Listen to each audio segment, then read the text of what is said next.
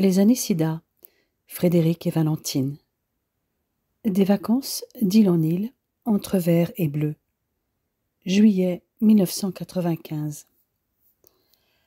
Le dimanche avait eu lieu le spectacle de l'école de danse à laquelle avaient assisté les parents de Valentine, ainsi que Victoire, Nicolas et Virginie. Les le mari était reparti avec Mélanie et Julien. Les amoureux partaient le lendemain pour l'Écosse. Ils étaient partis de Roissy-Charles de Gaulle en fin de matinée pour Inverness, où ils étaient arrivés un peu après 19 heures. Après avoir récupéré leur voiture de location, ils avaient posé leurs valises dans un hôtel du centre de la principale ville des Highlands. Ils s'étaient contentés pour ce premier soir d'un dîner dans un bon restaurant avant une nuit très câline. Le lendemain avait été consacré à une visite de la ville et de ses alentours. Ils avaient en effet visité le château de Cawdor, célèbre pour avoir servi d'inspiration à Shakespeare pour sa tragédie Macbeth, et situé à une quinzaine de kilomètres de la ville. Le château et ses jardins étaient de véritables bijoux. Ils avaient ensuite flâné l'après-midi le long des berges de la Ness, avant d'aller déguster un copieux et délicieux afternoon tea avec moult sandwichs salés et autres gourmandises. Leur soirée s'était terminée dans un pub avec de la musique traditionnelle. Le mercredi, les amoureux embarquèrent pour une croisière sur le Loch Ness. Durant leur traversée, ils furent littéralement interloqués par les eaux noires de ce lac majestueux et subjugués lors de leur arrivée sur le célèbre château d'Urquhart. Ils avaient repris la route tôt le lendemain matin avec leurs valises et un pique-nique. Frédéric n'avait pas pris la route la plus directe pour se rendre à l'endroit où ils avaient prévu de pique-niquer. Il dévia légèrement pour emprunter une partie de Glen Strathfarer, une des vallées les plus sauvages et magnifiques d'Écosse, entourée de montagnes grandioses. Frédéric avait arrêté la voiture à proximité des chutes de Divach. Comme il était encore tôt, il s'était baladé jusqu'à Craigmoney pour jouir du point de vue sur le Loch Ness avant de revenir aux chutes pour pique-niquer. Arrivé en milieu d'après-midi à Auburn, il s'y était posé pour la nuit. Il prendrait le ferry le lendemain matin depuis Kilchown jusqu'à l'île de Mull. En attendant, ils pouvaient profiter l'un de l'autre. Après une bonne demi-heure d'une jolie traversée, pendant laquelle ils avaient eu la chance de voir des dauphins et des phoques, ils étaient arrivés à Tobermory, la plus grande ville de l'île. Ils en avaient profité pour explorer son petit centre-ville et son pittoresque port de pêche. Avec ses restaurants, ses pubs et sa distillerie, cette ville était l'endroit idéal pour se restaurer avant de découvrir le reste de l'île. Après leur déjeuner, ils étaient partis vers le nord. Ils avaient traversé le village de Derveg pour accéder à la grande plage de sable de Calgary, surplombée de hautes falaises, d'où ils bénéficièrent d'une vue sur les îles de Cole et Tiree. Ils avaient ensuite poursuivi leur route par l'intérieur des terres, avant de longer le littoral vers Tostory, puis la jolie cascade de Eas Force. Ils avaient garé la voiture sur un petit parking avant le pont et avaient marché jusqu'aux chutes supérieures. La cascade se composait en réalité d'une série de 3 chutes d'eau. Les chutes supérieures étaient au-dessus de la route et les chutes du milieu, sous lesquelles il y avait une belle piscine, juste en dessous. La chute finale plongeait de 100 pieds au-dessus du bord de la falaise jusqu'à la mer en contrebas. Pour voir les chutes inférieures, ils avaient marché un demi-mile en direction d'Ulvaferry et avaient suivi une piste le long de la plage de Galets. « Heureusement que nous sommes venus sans les enfants, émit Valentine. L'endroit est magnifique, mais un peu dangereux. » En effet, il n'y a pas de barrière et le sol herbeux doit être très glissant. Mais de toute façon, nous voulions être seuls, rien que nous deux. Et cette fois, tu vas échapper aux visites de sites historiques et à mes litanies de guides touristiques, ajouta-t-elle, ironique. De vraies vacances, lui rétorqua-t-il moqueur. Je ne veux que me balader en pleine nature et ne m'occuper que de toi. Et que tu t'occupes de moi. Je ne demande que ça. Quoi? Que je m'occupe de toi? Les deux. Et vu le peu de monde dans les parages, Nous pourrions même commencer tout de suite. Le soleil commençait à descendre à l'horizon quand ils se décidèrent à rejoindre leur hôtel dans la baie de Craignure. Frédéric avait fini par s'accoutumer à la conduite à gauche. Mais sur l'île, la quasi-totalité des routes n'avait qu'une seule voie. Il lui fallait surtout avoir le réflexe de se garer à gauche lorsqu'ils croisaient un autre véhicule. Mais ils rencontrèrent surtout des troupeaux des célèbres moutons de l'île avec leurs têtes et leurs pattes noires. Le lendemain matin, ils avaient profité de la piscine de leur hôtel qui leur offrait une superbe vue sur Malvern et la côte ouest de l'île. Ils se contentèrent pour cette journée de se promener main dans la main et avaient poussé jusqu'au château de Duart. Cette maison ancestrale du XIIIe siècle du clan MacLean se dressait magnifiquement sur un affleurement rocheux près de la pointe la plus à l'est de Mull. Les amoureux y avaient exploré les donjons et les salles d'apparat avant d'aller s'aventurer sur les remparts et s'émerveiller devant la vue. Sur le chemin du retour, ils n'avaient pas hésité à profiter d'une zone forestière pour y faire l'amour à l'abri des regards, ce qui ne les empêcha pas de recommencer le soir dans leur chambre. Pour leur 3e journée, ils étaient partis à la découverte du sud de l'île en commençant par l'une des plus belles routes d'Écosse, la route B8035. Ils avaient flirté avec les bords du Loch Nakill avant de tutoyer les sommets. Le seul obstacle qu'ils rencontrèrent fut un troupeau de vaches Highlands. Au niveau du pont de Lochberg, ils avaient rejoint la route A849, puis avaient ensuite bifurqué à Bunessan pour atteindre la plage de sable blanc de Huisken. Ce village était un véritable petit havre de paix, d'où ils aperçurent les Paps of Jura. Après avoir paraissé sur la plage, ils étaient revenus vers Bunessan pour s'enfoncer sur une petite route secondaire, plutôt raide, avec de nombreux virages jusqu'aux falaises de Carseg. Au bout de la route les attendait un embarcadère et une sensation de bout du monde. Le lundi matin, ils avaient repris la même route que la veille, mais à Bunessan, ils avaient emprunté la route menant à Finneport et sa plage de granit rose. Leur objectif de la journée était la visite de Staffa et Iona, 2 petites îles sur la côte ouest au profil complètement différent. Après avoir admiré la jolie plage de carte postale de Finneport, qui leur fit penser à la Bretagne sous la lumière matinale, ils avaient donc pris le bateau pour Staffa, une petite île d'origine volcanique, inhabitée depuis le XIXe siècle et renommée pour ses orgues basaltiques semblant plonger dans la mer. Ils se sentirent tout petits en les voyant. Cet îlot avait vraiment un air mystérieux et spectaculaire, avec ses roches qui sortaient de l'océan.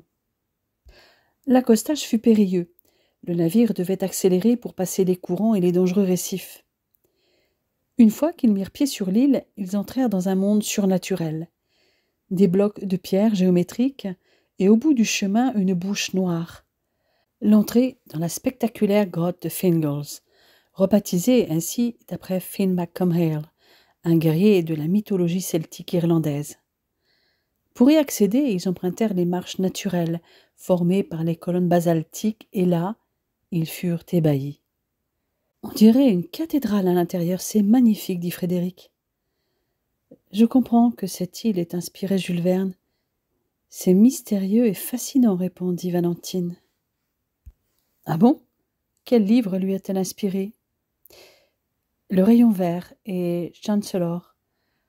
Avant de les écrire, il connaissait déjà la réputation de cette grotte qui lui inspirait son univers de mystère, de monde souterrain et de portes vers les entrailles de la terre.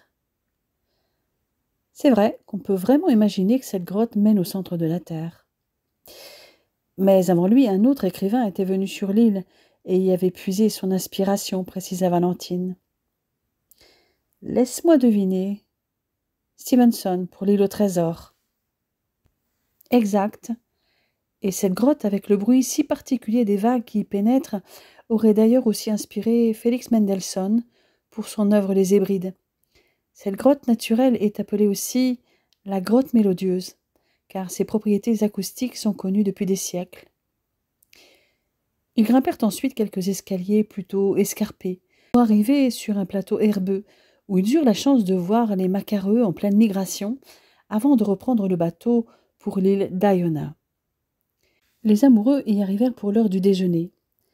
Après leur pause pique-nique, ils déambulèrent un peu dans les rues du village de Dunham, qui culminait à une centaine de mètres au-dessus du niveau de la mer, et où se trouvaient quelques commerces et l'abbaye. Ils commencèrent ensuite leur visite par le nord. En fait, il n'y avait qu'une seule route, et donc peu de chances de se perdre. Après l'abbaye, l'une des plus vieilles d'Europe occidentale, ils poursuivirent leur balade directement sur le chemin à travers les pâturages, au milieu des vaches et des moutons, qui ne leur prêtèrent aucune attention. Ces derniers s'écartaient à peine placidement quand les randonneurs s'approchaient d'un peu trop près. Le but de la balade n'était pas très loin, plusieurs plages de sable blanc à l'extrême nord de l'île. Ils se contentèrent de la première et profitèrent surtout de cette vue, toujours aussi étonnante en plein cœur de l'Écosse, avant de rebrousser chemin. De retour au village, ils s'engagèrent vers le sud, au relief plus accidenté. Arrivés en vue de la côte ouest de l'île, au niveau du terrain de golf, ils firent demi-tour à l'approche de l'heure du ferry. En attendant ce dernier, ils s'installèrent pour le thé au Martyrs Bay, un restaurant juste à côté de la jetée. Pour le retour, ils prirent la Scenic Route, qu'ils récupérèrent après Pennygill. Ils n'auraient pu rêver mieux pour terminer cette journée. Ils furent sur cette route au moment de la Golden Hour, quand les paysages et la mer revêtaient une douce lumière dorée. Les points de vue étaient tous plus beaux les uns que les autres. Ils avaient consacré leur mardi à une randonnée pédestre jusqu'à une cascade à 3/4 d'heure de marche de leur hôtel pour y pique-niquer le midi. Dès leur retour à l'hôtel, ils s'étaient enfermés dans leur chambre jusqu'à l'heure du dîner. L'île de Mull avait comblé leur besoin de calme pour se retrouver tous les deux. La passion qu'ils avaient l'un pour l'autre était toujours aussi intense. Dès le lendemain, ils allaient reprendre le ferry après avoir traversé la lande brute de Stonehead et quitter l'île pour se diriger vers Édimbourg. Après une pause déjeuner dans un des rares restaurants de Linlithgow, ils avaient flâné dans les ruines du château qui avait vu naître Mary Stuart. Ils prirent tout leur temps, se baladant main dans la main au bord du loch. Ils arrivèrent à Édimbourg vers 17h, posèrent leurs valises dans l'hôtel qu'ils avaient réservé dans la vieille ville et profitèrent de la piscine intérieure avant de dîner dans le restaurant de l'hôtel. Ils ne visiteraient la ville qu'à partir du lendemain. Ils n'avaient pas l'intention de se presser. Ils ne perdaient pas de vue l'objectif de ces vacances. Être ensemble, profiter l'un de l'autre. Leur toute première visite fut consacrée à la découverte du château d'Édimbourg, bien assis au sommet de Castle Rock, à un peu plus de 5 minutes de leur hôtel. Juste à côté, la caméra obscura leur permit d'observer des panoramas de la ville projetés sur une table écran depuis la lorgnette d'un périscope. N'étant ni l'un ni l'autre amateurs de whisky, ils avaient fait l'impasse sur le Scotch Whisky Experience. Après un déjeuner typiquement écossais dans un surprenant hôtel-restaurant gothique au sommet de Royal Mile. En sortant de là, ils s'étaient perdus dans le dédale de voies que les Écossais appelaient « closes ». Ces ruelles très étroites, entourées d'appartements, descendaient perpendiculairement de chaque côté à partir de Royal Mile, Real Mary King's Closes.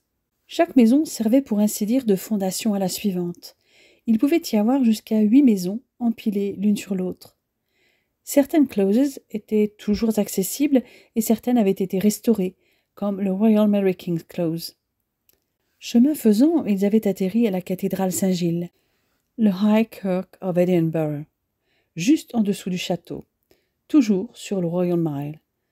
Ce dernier était une succession de rues animées, comme Castle Hill, Lone Market, High Street, Canongate ou encore Abbey Strand, qui allait du château jusqu'au palais Holyrood.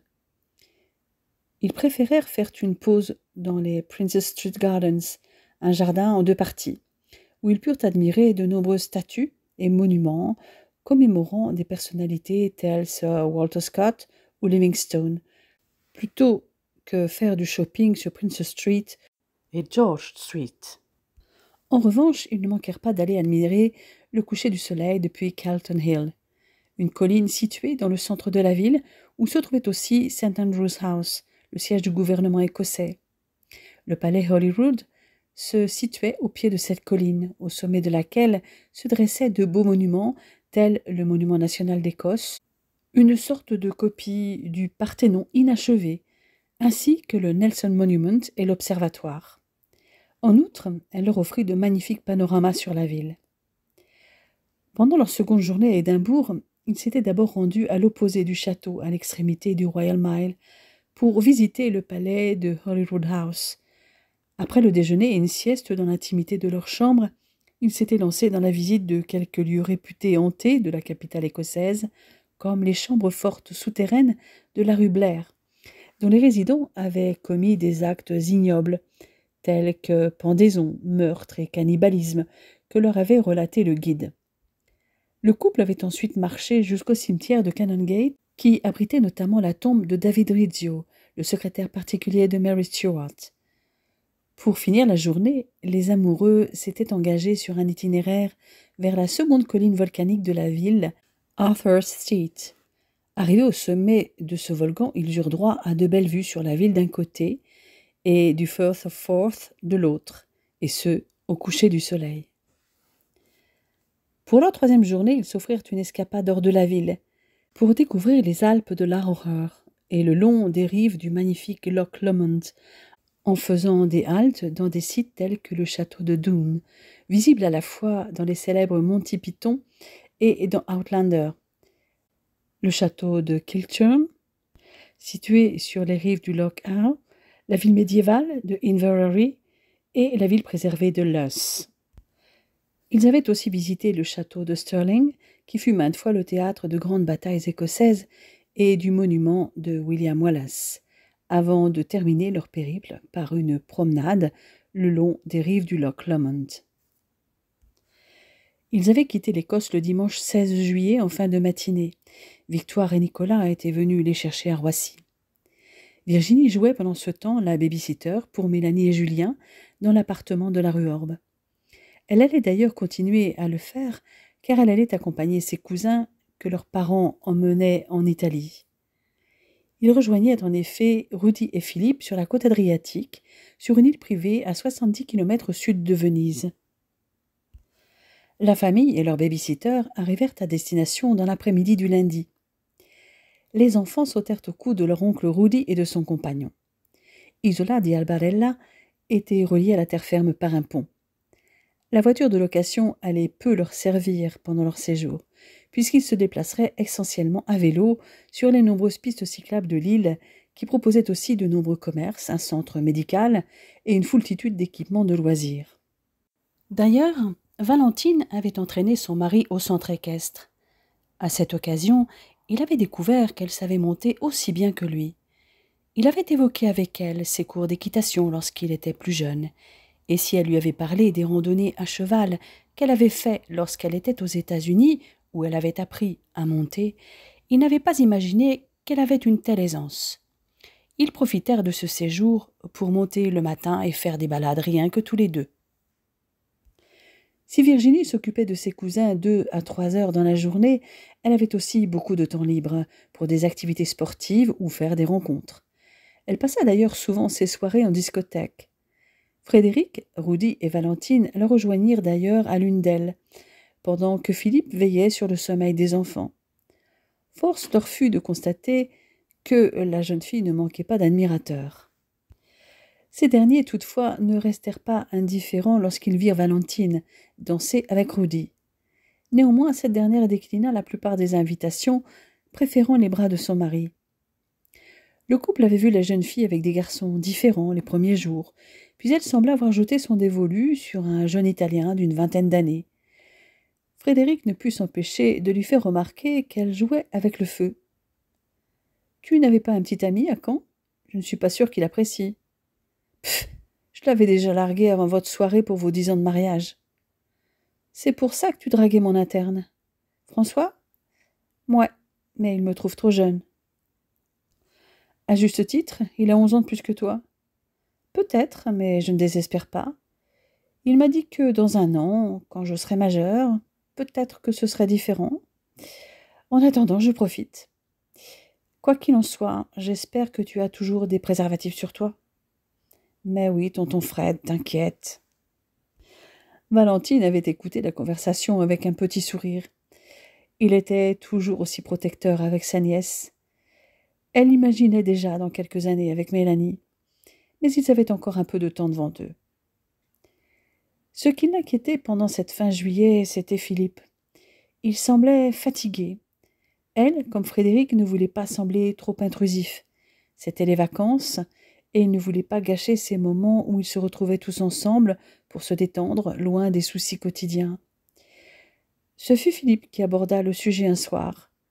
Il se sentait toujours épuisé, malgré des vacances consacrées au repos. Et en effet, il avait souvent laissé Rudy sortir seul le soir, les quelques fois où il avait voulu aller en discothèque. Jusque-là, je vis normalement, je travaille. Mais là, ça fait plus de 10 ans que je vis avec ce foutu virus, et je pense de plus en plus à l'imminence de la maladie. Tu sais, les statistiques qui parlent d'un délai de quelques mois à 10 ans ne sont que des chiffres, dit Valentine. Tu as toujours mené une vie saine depuis. Tes résultats sont corrects, et maintenant nous avons des moyens thérapeutiques qui ont bien évolué. Valentine a raison, dit Fred. Ton dernier bilan était tout à fait correct. Je te redonnerai un rendez-vous dès notre retour pour faire un nouveau point. Tu peux aussi te faire aider au niveau psychologique si ça devient plus pesant dans ta vie au quotidien. En ce moment, j'ai parfois l'impression de revivre ce que j'ai vécu au début, quand j'ai su que j'avais chopé cette saloperie. À l'époque, je croyais que j'allais mourir, que c'était la fin de tout. J'étais vraiment pessimiste. Je me disais aussi que peut-être d'ici 5 ans, on ne parlerait plus de cette maladie. Donc soit je mourrais tout de suite, soit au bout de 5 ans, ce serait du passé. Finalement, au bout de 5 ans, rien n'avait changé. Après, j'ai vécu avec, ça faisait partie de ma vie. En fait, j'ai surtout plus peur de la réaction des autres que de la maladie elle-même. Je n'ai pas eu de problème de santé jusque-là, ni de problème au quotidien. Ma plus grande peur, c'est de contaminer Rudy. Vous n'avez que des rapports protégés. Si tu veux mon avis, tu as plus de risque d'être renversé par une voiture dans la rue ou de te prendre une tuile sur la tête que de contaminer Rudy, argua Valentine avec un sourire. Philippe rit à cette évocation pendant que Frédéric déposait un baiser sur la tempe de sa femme. Je ne suis pas sûre qu'il y ait des statistiques à ce sujet, mais Val a raison. De ce côté-là, le risque est infinitésimal. J'ai eu de la chance d'être bien entourée dès le début. Même si à certains moments je me suis isolée, comme à l'époque où certaines personnes que j'avais fréquentées ont commencé à mourir ou se suicider pour d'autres. Encore aujourd'hui, j'ai du mal à me projeter sur le long terme. Je vis au jour le jour. Je me projette à 6 mois, 1 an maximum. J'attends que la médecine fasse des progrès, que les choses aillent dans le bon sens. La médecine avance, Philippe, je te le garantis, dit Frédéric. Déjà, depuis le début de l'année, les bithérapies se sont généralisées. Nous sommes là, avec toi. Crois-moi, nous n'allons rien lâcher. Un pour tous et tous pour un, annonça Valentine. Néanmoins, elle restait inquiète. L'état de fatigue de Philippe la préoccupait. Malgré les quelques progrès dans la prise en charge thérapeutique des porteurs du virus, avec les bithérapies d'INTI, la situation restait préoccupante. En effet, les médecins se rendaient compte, avec la mesure de la charge virale, que la résistance se développait avec un virus incomplètement contrôlé.